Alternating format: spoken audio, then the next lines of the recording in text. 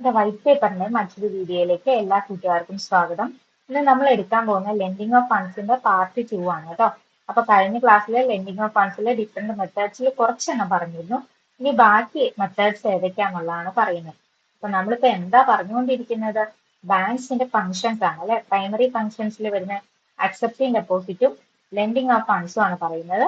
അതിൽ accepting deposit complete എടുത്തു കഴിഞ്ഞു. ഡിഫറെന്റ് ടൈപ്സ് ഓഫ് അക്കൗണ്ട് ഒക്കെ എടുത്തു കഴിഞ്ഞു. ഇനി അടുത്തത് ലെൻഡിങ് ഓഫ് ഫണ്ട്സ് ആണ്. ലെൻഡിങ് ഓഫ് ഫണ്ട്സിൽ വരുന്ന ഓവർ ഡ്രാഫ്റ്റ്, ടൈം ലോണ്, അങ്ങനെ കുറച്ചെണ്ണം എടുത്തു കഴിഞ്ഞു. ഇനി അടുത്തത് അതിന്റെ കണ്ടിന്യൂഷൻ ആണ് ബാക്കി പറയുന്നത് കേട്ടോ. ക്യാഷ് ക്രെഡിറ്റ് ആണ് ആദ്യത്തെ. It is a credit facility sanctioned by banks on special request by their customers for meeting their working capital requirements. എന്താ പറയുന്നത്? ഇത് കസ്റ്റമറിന്റെ ഒരു സ്പെഷ്യൽ റിക്വസ്റ്റ് പ്രകാരം ബാങ്ക് സാങ്ഷൻ ചെയ്യുന്ന ഒരു ക്രെഡിറ്റ് ഫെസിലിറ്റി ആയിട്ടാണ് പറയുന്നത്. Okay, for meeting the working capital requirement. എന്തിനു വേണ്ടിയാണ്? വർക്കിംഗ് ക്യാപിറ്റൽ റിക്വയർമെന്റ്സ് മീറ്റ് ചെയ്യുന്നതിന് വേണ്ടിയിട്ടാണ് ക്യാഷ് ക്രെഡിറ്റ് ഫെസിലിറ്റി കൊണ്ടുവന്നത്. It is a short time working capital loan. ഒരു short time working capital loan ആയിട്ടാണ് എന്തിനെ പറയുന്നത്? ക്യാഷ് ക്രെഡിറ്റിനെ പറയുന്നത്. It is an arrangement by which customer is allowed to borrow money up to an agreed limit.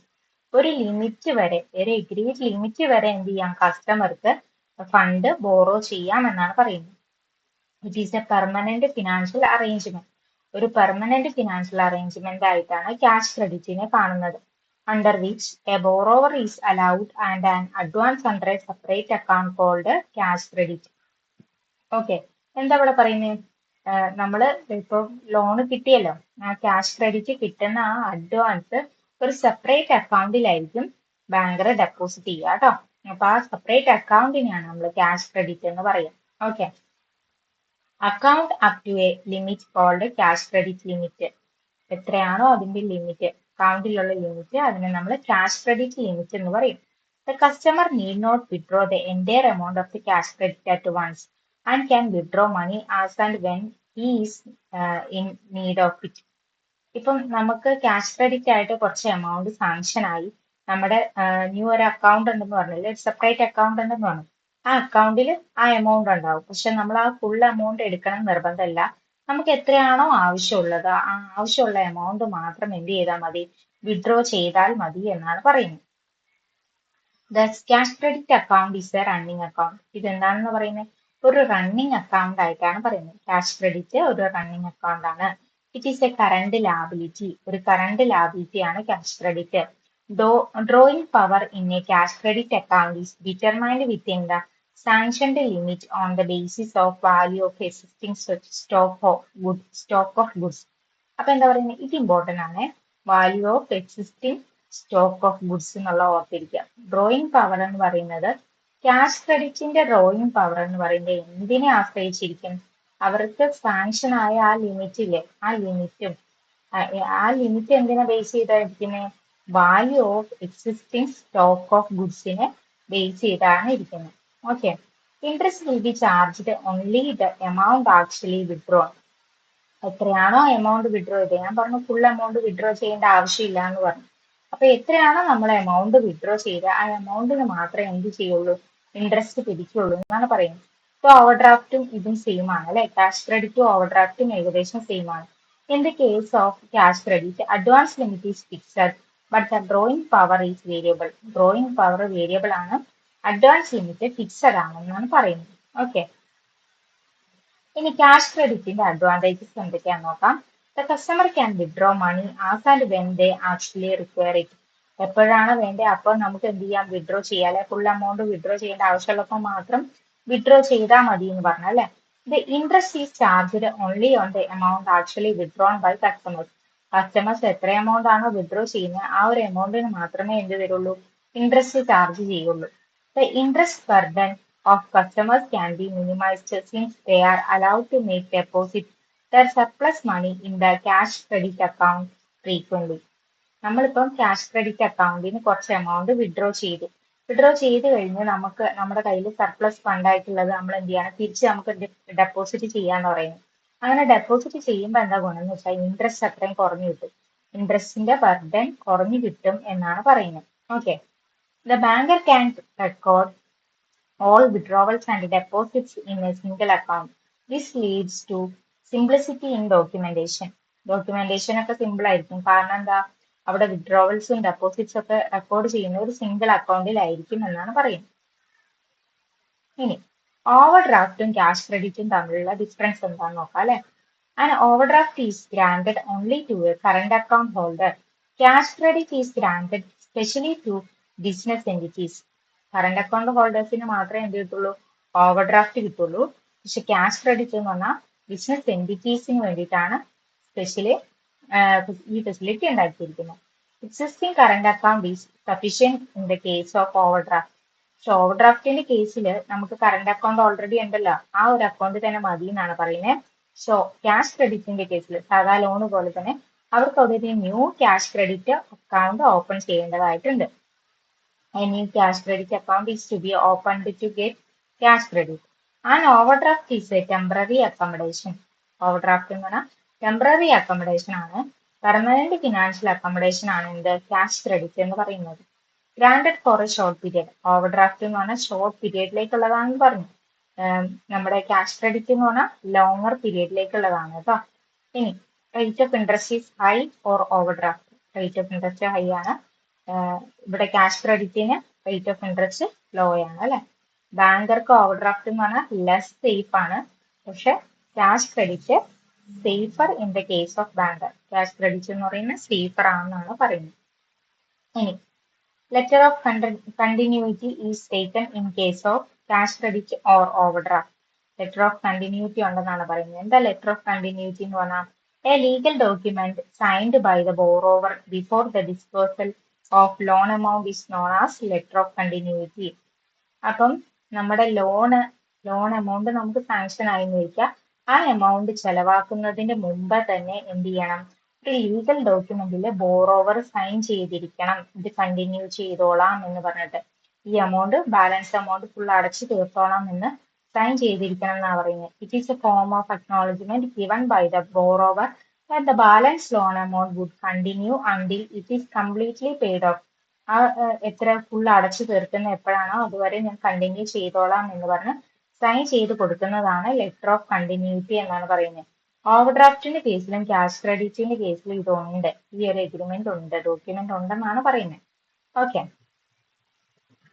ഇനി അടുത്തത് discounting bill of exchange ആണ് കേട്ടോ. This is the important method of advancing loans to the traders for short-term purposes. Short term പർപ്പസസിന് വേണ്ടിയിട്ട് ട്രേഡേഴ്സിന് കൊടുക്കുന്ന ഒരു advancing loan method ആണല്ലേ ഇത്. It is a form of lending under which the banker pay amount of the bill before due date after deducting a small amount as its commission to the holder of the bill. അപ്പൊ എന്താ പറയുന്നത്, ഒരു bill ഒരു drawer കൊണ്ടു കൊടുത്തു, bill കൊണ്ടു കൊടുത്തു, എന്നിട്ട് ബാങ്കിനോട് പറയാണ് ഇപ്പം അതിൻ്റെ അകത്ത് ഒരു 1,00,000 രൂപയാണ് ഉള്ളതെന്ന് വെച്ചോ, ബില്ലിൽ എഴുതിയിരിക്കുന്ന എമൗണ്ട് 1,00,000 രൂപയാണ്. അത് മറ്റൊരാള് എന്ത് ചെയ്യാണ്ട് തരാനുണ്ട് അല്ലെ. ബില്ലിൽ എഴുതിയിരിക്കുന്ന എമൗണ്ട് ആ ഡ്രോയർക്ക് തരാനുണ്ട്. പക്ഷെ എന്ത് ചെയ്തിട്ടില്ല, കിട്ടേണ്ട ഡേറ്റ് ആയിട്ടില്ല. അപ്പൊ എന്ത് ചെയ്യാണ്, ബാങ്കിൽ പോയിട്ട് ഈ ബില്ല് കൊണ്ട് കൊടുക്കും. ബില്ല് കൊണ്ട് കൊടുത്തിട്ട് പറയും എനിക്ക് ഈ ബില്ലിലുള്ള എമൗണ്ട് തരാമെന്ന് വരും. അപ്പൊ എന്ത് ചെയ്യും, 1,00,000 രൂപയാണ് ആ ബില്ലിലുള്ളതെങ്കിൽ അവരെന്ത് ചെയ്യും, ഒരു കമ്മീഷൻ പിടിച്ചതിന് ശേഷം ബാക്കിയുള്ള എമൗണ്ട് ഡ്രോയർക്ക് കൊടുക്കും.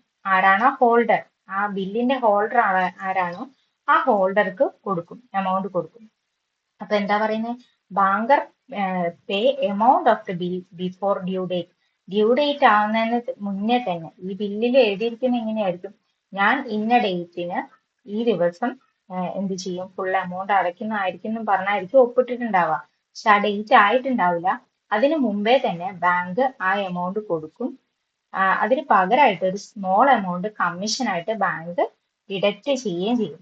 ഓക്കെ, ഇപ്പൊ 1,00,000 രൂപ ഉണ്ടെങ്കിൽ അതിലൊരു 90,000 ഹോൾഡർക്ക് കൊടുക്കുകയും ബാക്കി 10,000 എന്ത് ചെയ്യും, ബാങ്കർ കമ്മീഷൻ ആയിട്ട് എടുക്കുകയും ചെയ്യും. ഇത് ഞാനൊരു എക്സാമ്പിൾ പറഞ്ഞതാണ്.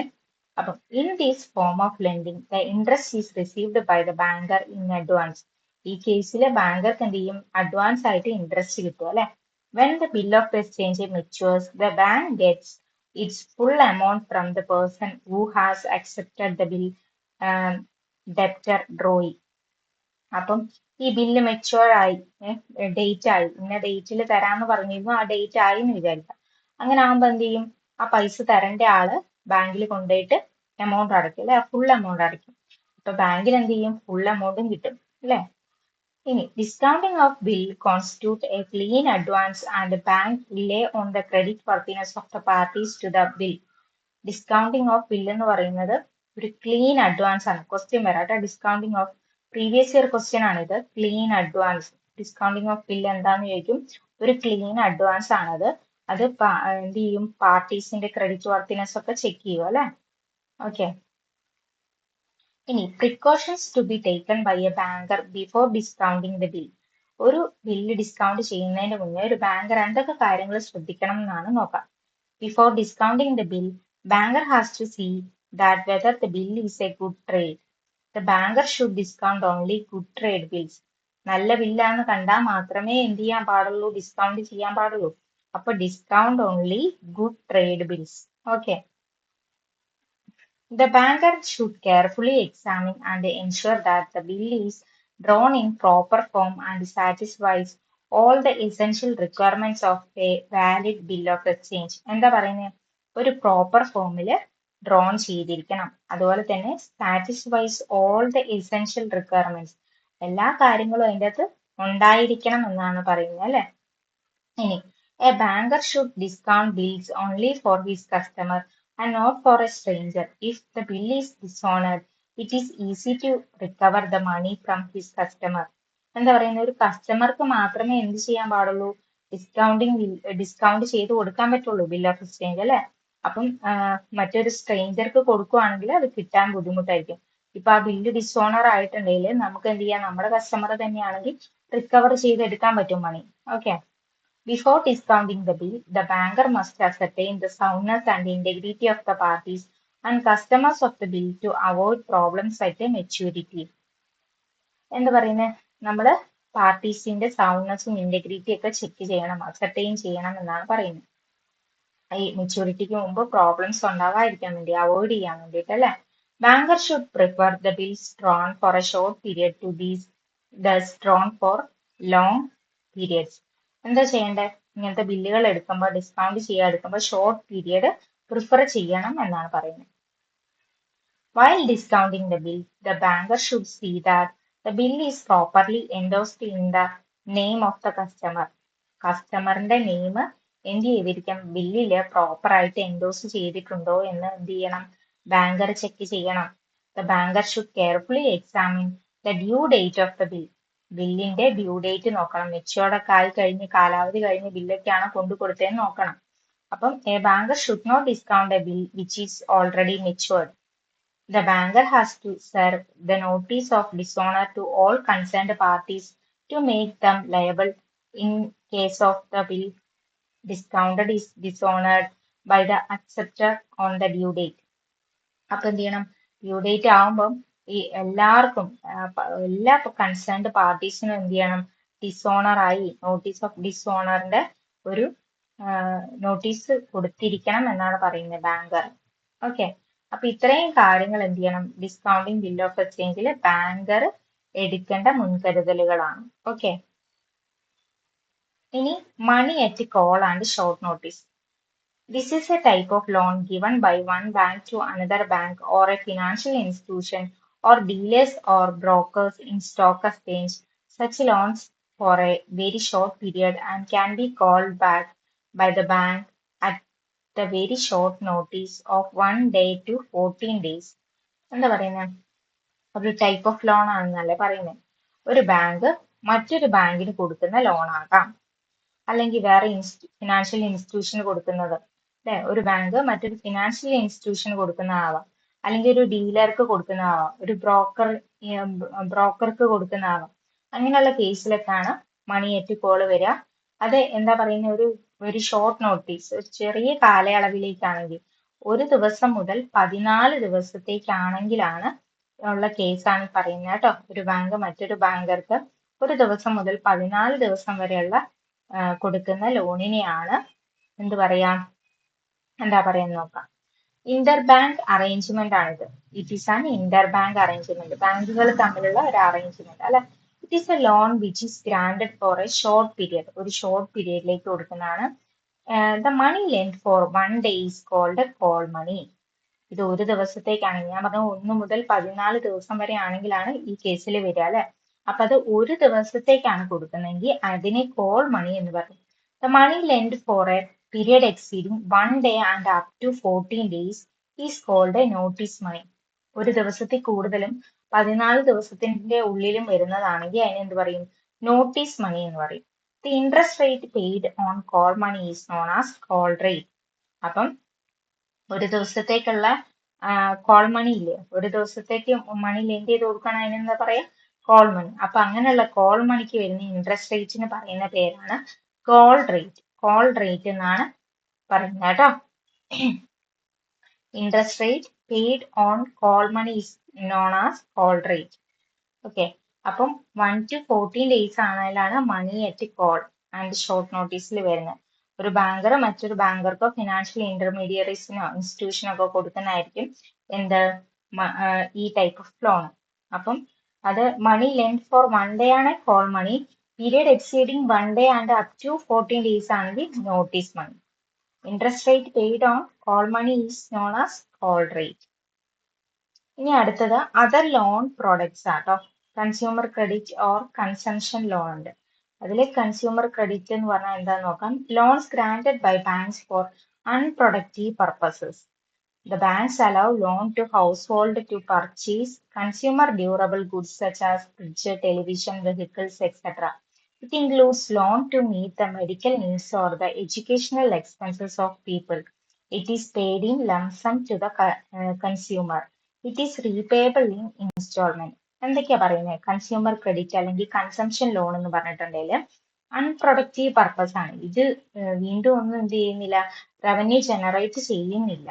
എന്തെങ്കിലും ഒരു സാധനം വാങ്ങുക, ഒരു വീട്ടിലേക്ക് ആവശ്യമുള്ള ഫ്രിഡ്ജ്, ടെലിവിഷൻ, വെഹിക്കിൾസ് ഇങ്ങനത്തെ എന്തെങ്കിലും വാങ്ങുന്നതിന് വേണ്ടിയിട്ടാണ്, ഹൗസ് ഹോൾഡ് ആവശ്യത്തിന് വേണ്ടിയിട്ടാണ് ഈ കൺസ്യൂമർ ക്രെഡിറ്റ് യൂസ് ചെയ്യുക. അപ്പം ഒന്നെങ്കിൽ മെഡിക്കൽ നീഡ്സ് മീറ്റ് ചെയ്യാനാവാം, എഡ്യൂക്കേഷണൽ എക്സ്പെൻസസ് മീറ്റ് ചെയ്യാനാവാം. അതിനൊക്കെ എന്ത് യൂസ് ചെയ്യുന്നുണ്ട്? ഈ കൺസംഷൻ ലോൺ അല്ലെങ്കിൽ കൺസ്യൂമർ ക്രെഡിറ്റ് യൂസ് ചെയ്യുന്നുണ്ടെന്നാണ് പറയുന്നത്. ഇത് എന്ത് ചെയ്യും? കൺസ്യൂമർക്ക് മൊത്തമായിട്ട് കൊടുക്കും അല്ലെ, paid in lump sum to the consumer. ഇതെങ്ങനെയാ റീപേ ചെയ്യുക? ഇൻസ്റ്റാൾമെന്റ് ബേസിസിലായിരിക്കും റീപേയ്മെന്റ് നടക്കുക എന്നാണ് പറയുന്നത്. ഇനി മറ്റൊരു ലോണാണ് composite loan. When a loan is granted both for buying capital asset and for working capital purpose, it is called a composite loan. എന്താ പറയുന്നത്? വർക്കിംഗ് ക്യാപിറ്റൽ ആവശ്യത്തിന് വേണ്ടിയിട്ടും ക്യാപിറ്റൽ അസറ്റ് ബൈ ചെയ്യാൻ വേണ്ടിയിട്ടുമാണ്. രണ്ടാവശ്യത്തിനും കൂടെ ആണെങ്കിൽ അതിനെ നമുക്ക് എന്ത് പറയാം? ക്യാപിറ്റൽ അസറ്റ് പർച്ചേസ് ചെയ്യാനും വർക്കിംഗ് ക്യാപിറ്റൽ പർപ്പസസിനുമാണ് കോമ്പോസിറ്റ് ലോൺ എന്ന് പറയാം. ഇത് generally granted to small traders, industrialist, artisans etcetera. അപ്പൊ ഇത് സ്മോൾ ട്രേഡേഴ്സിനും ആർട്ടിസൻസിനും ഇൻഡസ്ട്രിയലിസ്റ്റിനും ഒക്കെ ആയിരിക്കും കൊടുക്കുക. ഓക്കെ. അടുത്തത് credit creation. One of the most important function which the banking system of a country plays is to create credit in the economy. Credit creation is the process which commercial banks are able to create loans in the form of new deposit. In credit creation, every loan creates a deposit and every deposit creates loan. When a bank receives deposits and gives loans and advances, it automatically performs another function that is called a credit creation. എന്താ പറയുന്നത്? നമ്മളിപ്പോ ഒരു deposit, ഒരു ബാങ്കിലേക്ക് ഒരു deposit കിട്ടുവാണെങ്കിൽ അതെന്ത് ചെയ്യും? ബാങ്ക് ലോൺ ആയിട്ട് കൊടുക്കൂലേ? അത് തന്നെയാണ് ഇവിടെ പറയുന്നത്. അത് നേരെ ഓട്ടോമാറ്റിക്കലി പെർഫോം ചെയ്യുന്ന അനദർ ഫംഗ്ഷൻ. ഇങ്ങനെ ഓട്ടോമാറ്റിക്കലി ഒന്ന് ഡെപ്പോസിറ്റ് കൊടുക്കും, ലോൺ കൊടുക്കും, ലോൺ കൊടുക്കും, ഡെപ്പോസിറ്റ് കൊടുക്കും. ഇത് മാറി മാറി വരുന്നതിനെയാണ് ക്രെഡിറ്റ് ക്രിയേഷൻ എന്നാണ് പറയുന്നത്. ഡെപ്പോസിറ്റ് ഉണ്ടാകുമ്പോൾ അവിടെ എന്തുണ്ടാവും? ഒരു ലോൺ ക്രിയേറ്റ് ആവും അല്ലെ, ലോൺ കൊടുക്കും. അപ്പൊ അതിനെയാണ് ക്രെഡിറ്റ് ക്രിയേഷൻ എന്നതുകൊണ്ട് ഉദ്ദേശിക്കുന്നത്. When a bank advances a loan, it does not pay the amount in cash. അവരെന്താ ചെയ്യുക? ലോണ് കൊടുക്കുക ഗ്രാൻഡ് ആവുകയാണെങ്കിൽ അവരെന്ത് ചെയ്യും? അത് ക്യാഷ് ആയിട്ടല്ല കൊടുക്കുക, പകരം എന്താ? But it opens an account in his name and allow him to withdraw the required amount by cheque. എന്താ പറയുന്നത്? ഈ എമൗണ്ട് ചെക്ക് ആയിട്ട് ആയിരിക്കും വിഡ്രോ ചെയ്യുക. എമൗണ്ട് എന്ത് ചെയ്യുക? ഒരു അക്കൗണ്ടിലേക്ക് ഓപ്പൺ ചെയ്ത് അതിലായിരിക്കും ഡെപ്പോസിറ്റ് ചെയ്യുക. അപ്പൊ ആ എമൗണ്ട് അവിടുന്ന് വിഡ്രോ ചെയ്യണം, ചെക്ക് ത്രൂ അല്ലേ. In this way, bank creates credit. Such deposit derived from primary deposit is called derivative deposit. എന്താ പറയുന്നത്, ഡെറിവേറ്റീവ് ഡെപ്പോസിറ്റ് ഇമ്പോർട്ടന്റ് ആണ്, PYQ വന്നിട്ടുണ്ട്. Deposit derived from primary deposit, primary ഡെപ്പോസിറ്റിൽ നിന്ന് ഡിറൈവ് ചെയ്യുന്ന ഡെപ്പോസിറ്റിനെയാണ് നമ്മൾ എന്ത് പറയാ, ഡെറിവേറ്റീവ് ഡെപ്പോസിറ്റ് എന്ന് പറയാം. ഒരു ഡെപ്പോസിറ്റിന്റെ അകത്തുനിന്ന് വീണ്ടും മറ്റൊരു ഡെപ്പോസിറ്റിലേക്ക് കൊടുക്കുന്ന, അല്ലെ, പുതിയൊരു അക്കൗണ്ടിലേക്കല്ലേ നമ്മൾ എന്ത് ചെയ്യുന്ന, ഈ ലോൺ എമൗണ്ട് ഡെപ്പോസിറ്റ് ചെയ്യാം. അപ്പൊ അതിനെയാണ് ഡെറിവേറ്റീവ് ഡെപ്പോസിറ്റ് എന്ന് പറയാം. Credit creation result in a net increase in money stock of the economy. Money stock എന്ത് ചെയ്യും, ഇൻക്രീസ് ചെയ്യിക്കും എന്നാണ് പറയുന്നത്. അപ്പൊ എന്ത് ചെയ്യാ, ഇത്രയും കാര്യങ്ങൾ ഓർത്തിരിക്കുക, നല്ലോണം പഠിക്കുക, ഒരു പോയിന്റും വിട്ടു പോകരുത്. ഇത് ഡീറ്റെയിൽഡ് ആയിട്ട് എടുക്കുന്ന ഇതിന്ന് എവിടെ നിന്നാണ് ക്വസ്റ്റ്യൻ വരിക നമുക്ക് പറയാൻ പറ്റില്ല.